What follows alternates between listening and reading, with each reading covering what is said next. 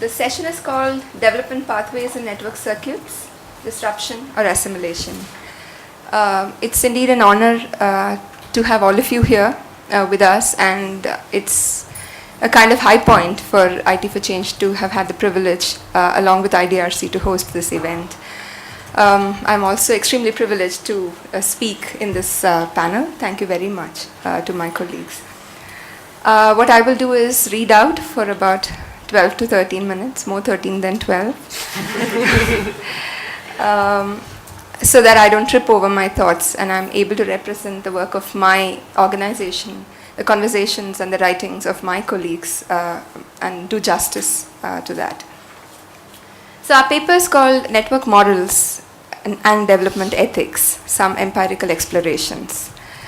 And in our essay, a very, very long version of which we have posted on the blog, we wish to bring the spotlight on micro-local environments and practices in the network society, adopting an approach that is socio-material.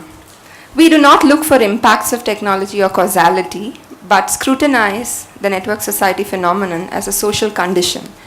The fact that contemporary social systems are overlapping and intermeshed assemblies in which digital technology and its material and immaterial elements also make up the social experience of being human and the individual experience of belonging. At IT for Change, we've been working now for nearly a decade with collectives of Dalit women, women from the so-called lower castes. And these collectives are locally referred to as sanghas in villages that are about 150 kilometers from the city of Bangalore. The sanghas were set up in the late 1980s through what was then a radical and pioneering program of the government, the Mahila Samakya program. The philosophical foundations of the Mahila Samakya program were Freudian, and the emphasis was on investing public finance in creating the space and time needed for women, mostly illiterate and socially marginalized, to collectively reflect and act upon the conditions of their oppression. Through the 25 years of their existence, sanghas have seen gradual but decisive shifts. The rise of organized crime and corruption in local politics, and a mind-boggling complexity of new networks, network formations.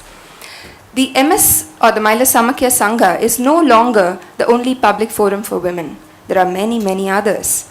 The decentralization of governance through constitutional amendment and the place for women in local government through quotas or reservation has brought many Dalit women into public life, some of whom have been nurtured by the Mahila Samakya Sanghas. As the drudgery of life and the unpredictability of jobs continues, local institutions have become entrenched in non-transparency and expanding webs of clientelism. Caste and kinship are re-articulated through these institutions, and mainstream party politics complicate these equations as emerging loyalty groupings transect the public and community sectors. Money for several programs reaches the village governance institution, but getting one's entitlement is an uphill task, unless you are an influential part of the system life-world intersections, at least to service vote bank politics, if not for other transactions of mutual favor. Non-government organizations and microfinance institutions have set up shop over time, and many a Sangha woman is a part of multiple forums, self-help groups as they are referred to in government documents and in private sector documents. In the 12th plan period of the central government of India, the Mahila Samakya program's continuity has come under considerable threat, as calls for withdrawal from old districts have sent staff and the sanghas into a tizzy about how to sustain action on the ground and stay alive over time. The rollback of the program has seen an intergenerational loss of institutional integrity of the sanghas.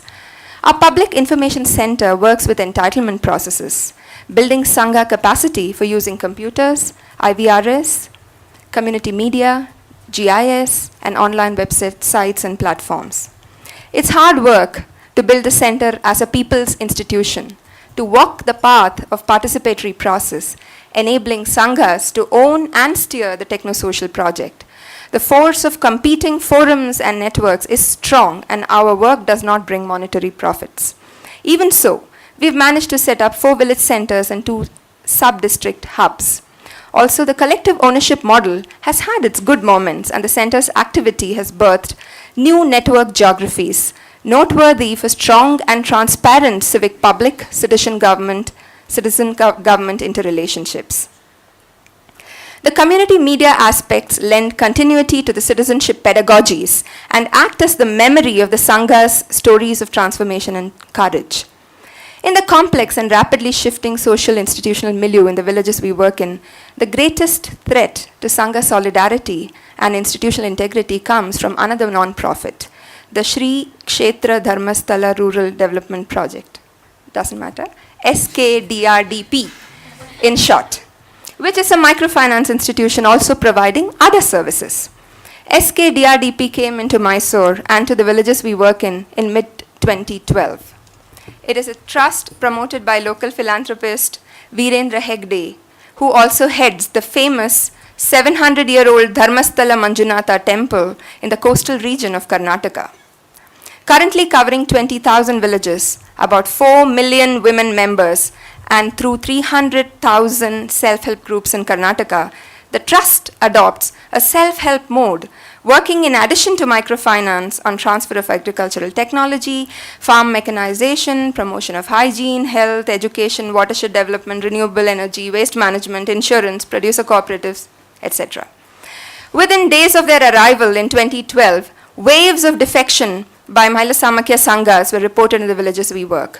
The micro-practices of Dharmasthala Sanghas are based on religious order.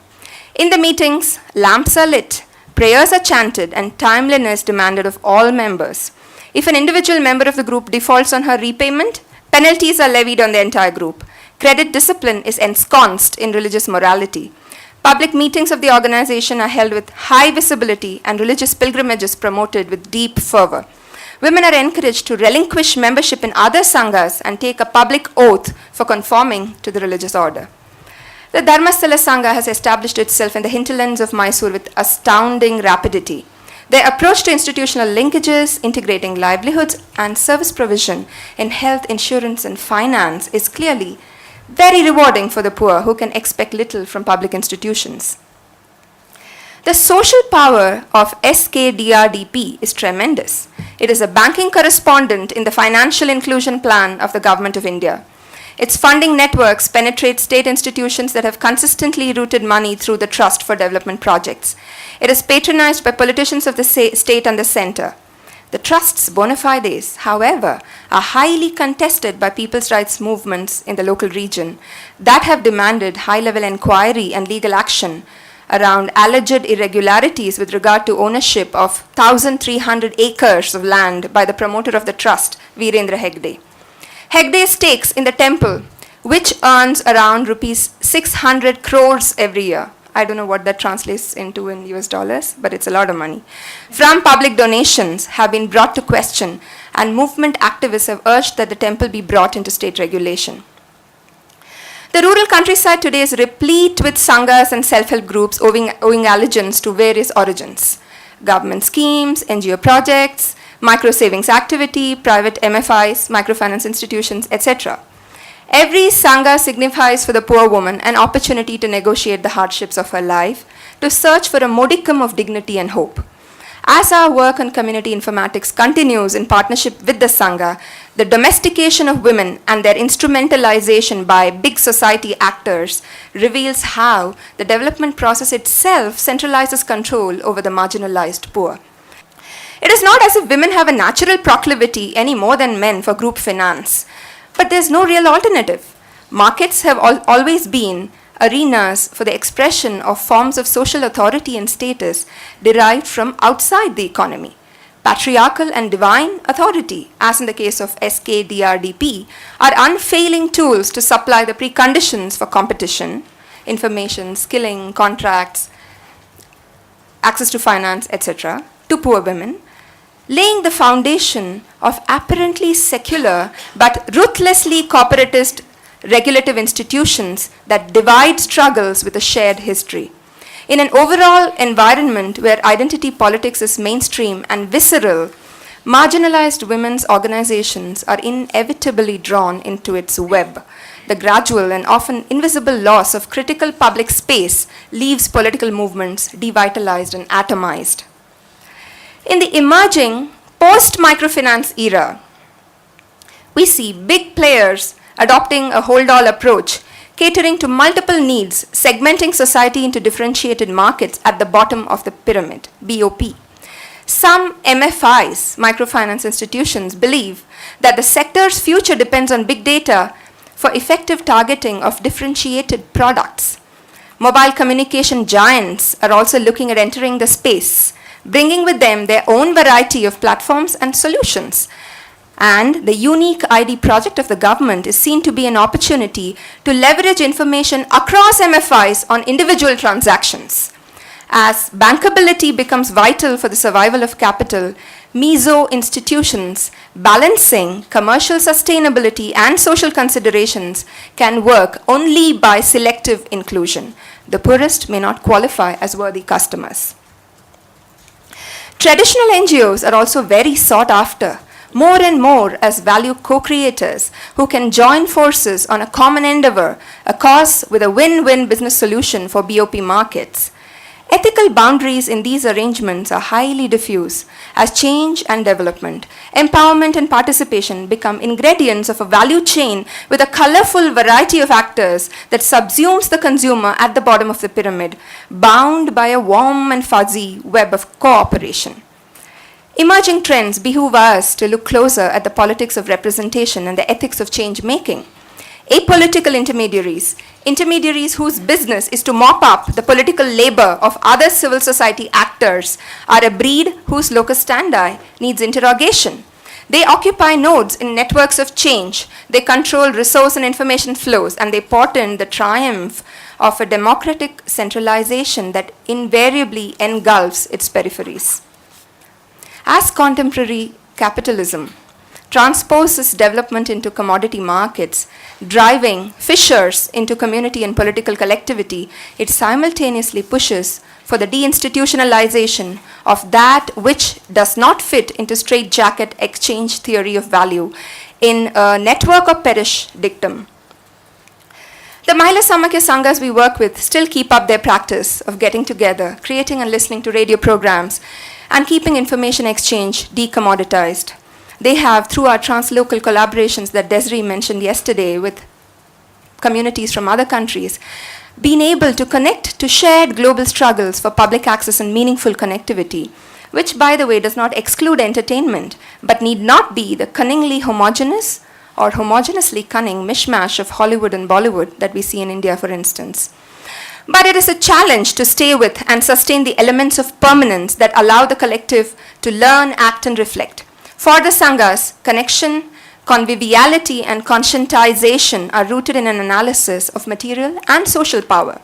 The collective agency to reclaim both is a commitment to time and shared history. The incursions of big society networks into the Sangha space dislodges collective memory about another ethics of knowing, being, and doing. So, what does this have to do with the continuities of exclusion? What we witness in network society capitalism is the futility of playing catch-up. As Piketty's recent bestseller, Capital in this 21st Century, which I've been recommended to read, I have not yet read it, but the reviews that I've seen seem to suggest that wealth today grows more quickly than does the economy as a whole. The relative losers are no longer low earners, but rather anyone who is not a capitalist. The post-local global class today consolidates its power by controlling the meso spaces of the network. Meanwhile, the digital underclass, celebrated in many an ICTD research for their creativity and resilience, expressions I just have come to hate, live connected lives that have little bearing on their capability to shape new network destinies. As the marketization of connectivity extends on a planetary scale, proliferating access is gulped down by the platform business. Not only disembedded internet intermediaries that we know, but new ones in town, aggregators who use embedded markets and their means of production for a brand new local relations of production. Human interaction and cooperation in virtual space, meanwhile, is a site for expropriation. Information, knowledge, expression, and exchange are monetized as participatory culture transmutates into labor in the capitalist enclosures of network society. Knowledge is disembedded and locked in copyright regimes. It is then centralized and re-embedded through distributed networks as universal commodities of ubiquitous connectivity. Even Wikipedia is not exempt from this. Social power in the network society is about a global nexus of clientelism and dependency exercised through sites of network governance, a remarkably flexible innovation akin in its professed non-dogma to its rather staid and archaic political cousin, anarchy. Network governance allows big systems to secure their material semiotic power through co-option. It presents small systems with us or against us fait accompli. Network governance honors creativity and loathes downtime for human process. It abstracts human vulnerability into a wicked problem, advocating that it be solved by swarms of small, loosely networked social entrepreneurs. It makes the ancient bulwarks of the civic and global order seem like they have got it all wrong for being public and non-profit. Network governance confers upon big systems the right to own and exploit data to consolidate power. As the social contract gives way to network membership, citizenship becomes a phantom of the past. The global class does not have use for it, and the rest can grasp it no more in the ever-shifting formations of network power. So, what about new imaginaries of networks and of society? A seamless subsumption of human labor and sentiment, nature and land, public governance and commons cultures into the insatiable appetite of capital on the one hand, and the collective loss of moral will to bring justice for the most marginalized on the other, characterize social condition in the network society, co-constituted by time-space compression. A new ethics of time and space, therefore, is an important starting point for transformative change. This would entail reorganizing socio-materiality around places of flows, however indeterminate such places may be. It would also require a new ethics of memory that honors nature and culture as a priori and not the commodity fictions they have been reduced to. The nomadic nexus of networks and their hierarchical reality cannot be countered by an overemphasis on exploits and hacking.